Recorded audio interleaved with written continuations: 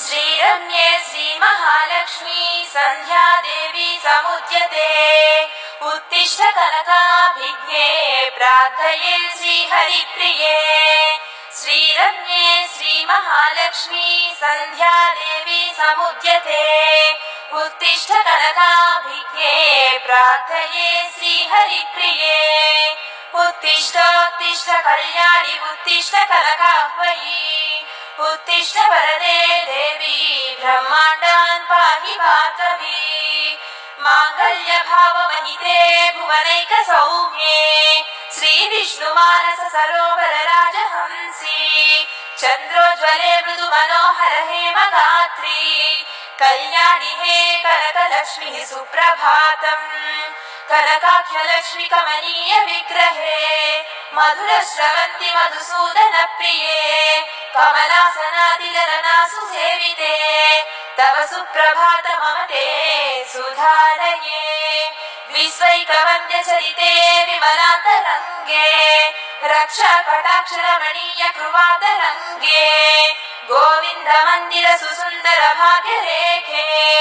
कल्याणि हे कनकलक्ष्मी सुप्रभातम् सद्भक्ति भाव समलङ्कृत सत्त्वचित्ताः वधृत्य भृत्य परिचारक भृत्य भृत्याः पादाम्बुजद्वय सुसेवन भावदीप्ताः कल्याणि हे कनकलक्ष्मी सुप्रभातम् ब्रह्मे सदेव मुनिपूजित पुण्यमूर्ते हे क्षीरसागर सुते हित सुप्रकाशे सर्वं चराचर जगत्कुरुते प्रणामम् कल्याणि हे कनकलक्ष्मी सुप्रभातम् ब्रह्माण्ड भाण्ड परिरञ्जित रम्य पुष्प सम्बन्ध सान्द्र मकरन्द सुगन्ध हृद्यः मन्दानिलोय मधुरा मधुरं प्रभाति कल्याणि हे कनकलक्ष्मी सुप्रभातम् सुप्तोत्थिताश्च सुमसारिक पक्षिमुख्याः देवी त्वदीय मधुरालय गोपुरस्थाः गायन्ति रम्यरसरञ्जित रागमालाम् कल्याणि हे कनकलक्ष्मी सुप्रभातम् अम्ब त्वदीय नयनद्वयवर्गलोलाः फुल्लारविन्द मकरन्द रसप्रदीप्ताः भृङ्गाक्ष चकृतिरवैः सतता स्तुवन्ति कल्याणि हे कनकलक्ष्मी सुप्रभातम् पद्मालये परम पावन भाग्यरक्ते श्रीपद्मनाभ हृदयाम्बुज नित्यसक्ते नानाचराचर नमस्कृति पूर्णशक्ते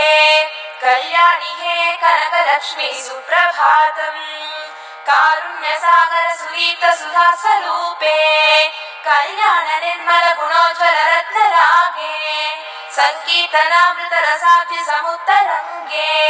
कल्याणि हे कनकलक्ष्मी सुप्रभातम् ऐश्वर्यदायकि सुधामयि लोकमातः श्रीरङ्गनायकि रमे करुणाभिरामे ओङ्काररूपिणि महाद्भुतशक्तियुक्ते कल्याणि हे कनकलक्ष्मी सुप्रभातम् ब्रह्माण्ड भाण्ड परिरञ्जित भक्तवर्याः श्रीलक्ष्मीते मृदु मनोहर मन्त्रपूताः सम्प्रार्थयन्ति सरसीरुहलोचने त्वाम् कल्याणि हे कनकलक्ष्मी सुप्रभातम् हे आदिलक्ष्मी धनलक्ष्मी धान्यलक्ष्मी विद्याक्षलक्ष्मी विनिर्मल वीरलक्ष्मी सन्तानलक्ष्मी वरलक्ष्मी गजाख्यलक्ष्मी कल्याणि हे कनकलक्ष्मी सुप्रभातम् श्रीदेवी चिन्मय विलासिनि सर्वजीव संसार सागर समुत्तरणैक भावे विश्वोदय स्थिति लयात्मक रम्य लीले कल्याणि हे कनकलक्ष्मी सुप्रभातम् वैकुण्ठ मन्दिर विभूषित कल्पवल्ली श्री विष्णुहृत्कमलवासिनि पङ्कजाक्षी लीला कटाक्ष परिरक्षित सौम्य शक्ति कल्याणि हे कनकलक्ष्मी सुप्रभातम् सम्पूर्ण चन्द्रवदने सरसीरुहाक्षी हे कम्बुकण्ठिहित शीतल दिव्यवाणी कारुण्यपूर्ण चरणाम्बुजरागदीप्ते कल्याणि हे कनकलक्ष्मी सुप्रभातम् वात्सल्य नामक गुणात्मक दिव्य जगदैकदात्रि करुणारसरम्य नेत्री संसार संतरणि सागर राजपुत्री कल्याणि हे कनकलक्ष्मी सुप्रभातम् ब्रह्मांड मांड परिरंजित भव्य देशे भूमंडले बुर्जुपेट तले ज्वलन्ति श्री स्वामी निश्चित जनान्धियसे सदा त्वम् कल्याणि हे कनकलक्ष्मी सुप्रभातम् श्रीरङ्गनायकि पयोदधि भाग्यपुत्री विश्वप्रवृत्य विशलिप्त तमो निहन्त्री सौभाग्यदायिनि निरञ्जन हेमवर्णे कल्याणि हे कनकलक्ष्मी सुप्रभातम् प्लेग्वाक्य रोग विनिवारिणि विश्ववन्द्ये हे वर्णवर्गर्वरर्जित भावरम्ये हे कुङ्कुमार्चनरते हित सुप्रकाशे कल्याणि हे कनकलक्ष्मी सुप्रभातम् सन्नारिकेळफलहस्त विराजितास्ते दासाश्च कुङ्कुमकरास्त्यः भक्तिपूर्णाः हे अम्ब हे बुर्जुपेट निवास रक्ते कल्याणि हे कनकलक्ष्मी सुप्रभातम् वैशाख लक्ष्मी वरदायिनि सत्यसक्ते माङ्गल्य राग महिमोन्नत भावमूर्ते आरोग्य सन्तति विवर्धित दीपगीते कल्याणि हे कनकलक्ष्मी सुप्रभातम् चित्ते प्रपञ्च जनचित्रे भक्त चित्रे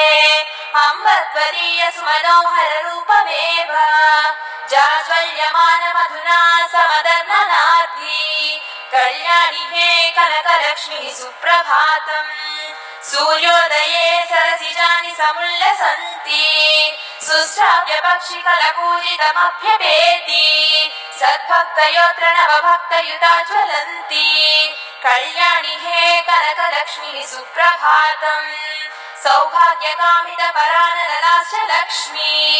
माङ्गल्यवस्तु फलिता ललितां लसन्ति सम्पूर्ण पुण्य समलङ्कृत सत्त्वगात्री कल्याणि हे कनकलक्ष्मी सुप्रभातम् कारुण्यरागरसरञ्जित पादपद्मे सर्वं जगत्परम भक्तयुतं हि पद्मे सङ्गीत गीत हृदये वरकाव्यमाले कल्याणि हे कनकलक्ष्मी सुप्रभातम् वैशाखपट्टन यशोधन जीवकायाः सन्ध्याद्युते कनकलक्ष्मी समाख्य देव्याः श्रीसुप्रभातमिदमद्भुत भावपूर्णाम् आनन्ददायकमपूर्व फलप्रदञ्च करुणामयि कामित कल्पलते मधुसूदन मानस वासरते विधि शङ्कर देव मुनीन्द्रनुते कनकामयि लक्ष्मी कलाललिते सरदिन्दु सुशीतल सौम्य गुणद्युतिरञ्जित सुन्दर चन्द्रमुखी भवभञ्जन भक्त सुरञ्जनि हे कनकाख्य निरञ्जन मे जननी कलिकल्पलते कमनीय कथे करुणाकलिते शरणार्थिहिते विमले कमले विबुधेन्द्रनुते परमे वरदे परिपाहि रमे विभु विश्व विभूति विवर्धिनि हे अयि चन्द्र सहोदरि सर्वसमे जगदेक नुते ममतानिलये कनकाख्य रमे कलये सदमे शरणागत पालन सत्त्वयुते बहुविघ्न निवारण भक्तनुते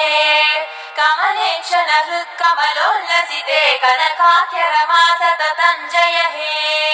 सततोज्ज्वल भूषण सञ्ज्वलिते सरसामृत भाषण सल्ललिते सुमनोहर रूप सुधा सहिते कमले कमनीय कृपा कलिते गुरुजाग्र पवित्र सुदे सगतेन भक्त जनप्रिय दानरते सकलामर सन्नुत सत्त्वकृते कनकाम्ब महोन्नत भाग्ययुते अमृतं सुहितं कमितं ललितम् अमितं च महाद्भुत शक्तियुतम् शरणागत रक्षण धर्मरथं कनकाम्ब पदाम्बुजमेव भजे रमे रम्य रूपे रसानन्ददीपे रमे चन्द्रहासे सुखान्ते प्रशान्ते रमे चित्रलीले पुनस्ते नमस्ते रमे पुण्यमूले प्रणस्ते नमस्ते महालक्ष्मी नित्यं भवत्पादसक्तं रमे रक्ष माता सदा संविशेषम्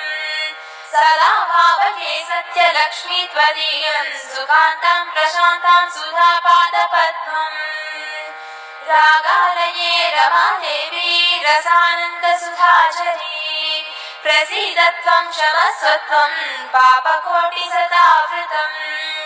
रागालये रमादेवी रसानन्दसुधाचरी प्रसीद त्वं क्षमस्व त्वं पापकोटिसदावृतम् श्रीलक्ष्मीं शितभक्तपालनरतां ब्रह्माण्डसम्पूजितां श्रीरङ्गेश्वरमानसां बुद्धिसुधां सद्भक्तसम्पत्प्रदां वात्सल्योज्ज्वलचित्रितां वरगुणां वैकुण्ठवासप्रियां वन्दे श्रीकनकाख्यलोकजननीं नित्यं कृपालङ्कृतां पत्ते पयोधरिसुते परमार्थतत्त्वे सौभाग्यदानगुणशोभितसौम्यसत्ते दिव्ये दिवौकसदुते न तदीनगम्ये श्रीलक्ष्मी दिव्यचरणौ शरणं प्रपद्ये कारुण्यरागरसरञ्जितकान्तिमन्तौ कल्याणसद्गुणसमो कनकाभिरामौ शोभाकरौ ऋजुपेटगतिप्रदीपौ श्रीलक्ष्मी दिव्यचरणौ शरणं प्रपद्ये लावण्यसागरसमुत्थितरत्नसारौ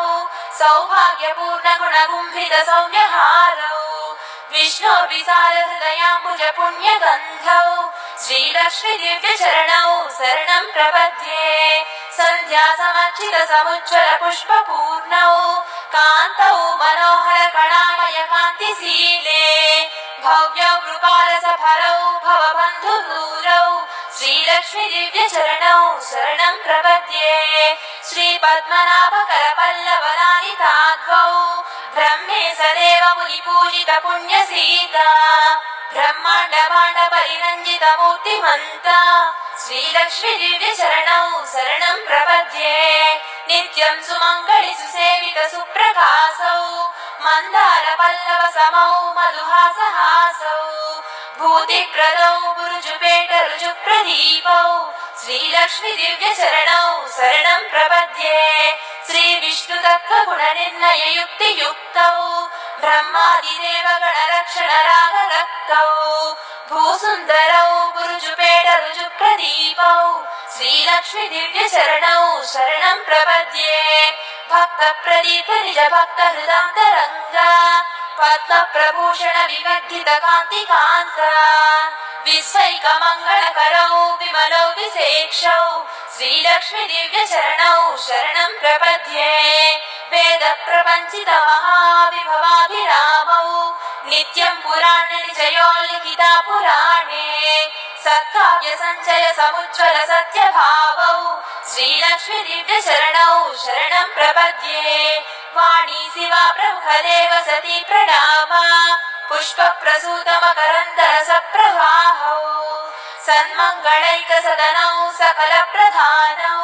श्रीलक्ष्मी दिव्यचरणौ शरणं प्रपद्ये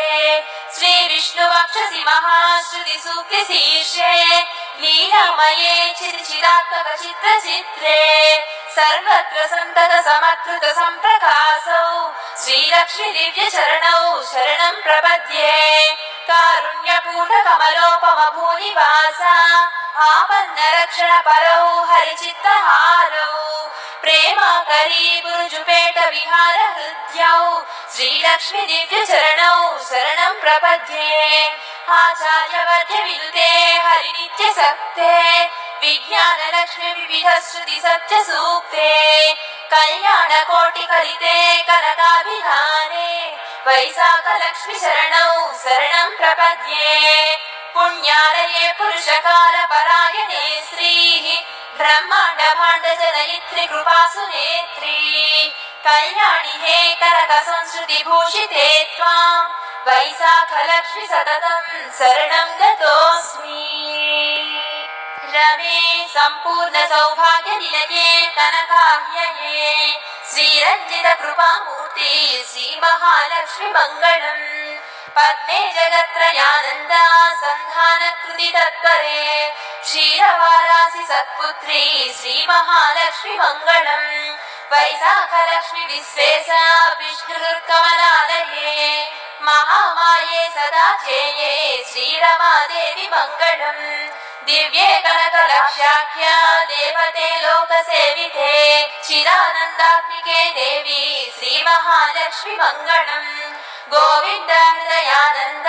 साम्राज्यवर देवते अपूर्वे कनकाभिज्ञे सत्यसन्धात्रि मङ्गलम् महाभक्तनुते मन्त्रदेवते पद्ममन्दिरे कनकाख्य महालक्ष्मी मुक्तिसन्धात्रि मङ्गलम् प्रवृद्धे श्रीवृते ब्रह्मरुद्रादिसुरपूजिते अचिन्त्ये कनकाभिज्ञे सत्यसत्कात्रि मङ्गलम् अनन्तभूत संक्रांति संस्कृते श्रुति संस्कृते सुधा मधुर वाग्देवी भार्गवी देवी मङ्गलम् देवेन्द्र विनुते देवी महेश्वर्य प्रदायिनी अमिते ललिते नित्ये श्री महालक्ष्मी मङ्गलम् कृपारस गुणोत्तुङ्गे सन्तते हरिसङ्गते अनन्त श्री रमादेवी शान्ति संक्रांति मङ्गलम् आनन्दामृत चिद्रूपे अखिले जीव जीविके सत्कीर्ति सदने देवी श्री महालक्ष्मी मङ्गलम् श्री वैशाख समाह्लादे सर्वलोक समुन्नते वरदे कनकाभिज्ञे श्री महालक्ष्मी मङ्गलम् वेदव्यास कवीन्द्रादि विनुते श्रुति पूजिते मंत्रतंत्र महाशक्ति श्री महालक्ष्मी मङ्गलम् मंगलाशासन सुधा महाबोधि विहारिणी आचार्य पूजिते देवी श्री महालक्ष्मी मङ्गलम्।